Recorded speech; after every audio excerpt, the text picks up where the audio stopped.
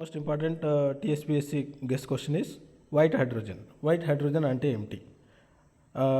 తెల్ల హైడ్రోజన్నే అంటే సహజంగా భూగర్భ నిక్షేపాల్లో దొరికే హైడ్రోజన్.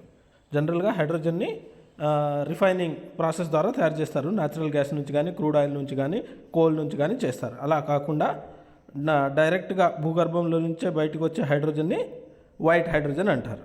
దీన్నే గోల్డెన్ హైడ్రోజన్ అని కానీ, జియోలాజికల్ హైడ్రోజన్ అని కానీ కూడా అంటారు. సహజమైన హైడ్రోజన్ లేదా బంగారం హైడ్రోజన్ లేదా భౌగోళిక హైడ్రోజన్.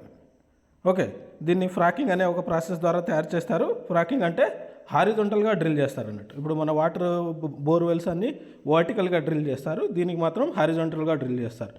ఎందుకు వర్టికల్గా చేయరు అంటే పైన రాక్ సర్ఫేస్ హార్డ్గా ఉంటుంది. సో వర్టికల్గా పోతే రాక్ సర్ఫేస్ వస్తుంది కాబట్టి సైడ్ నుంచి డ్రిల్ చేస్తారు. ఆ సైడ్ డ్రిల్లింగ్నే ఫ్రాకింగ్ అంటారు.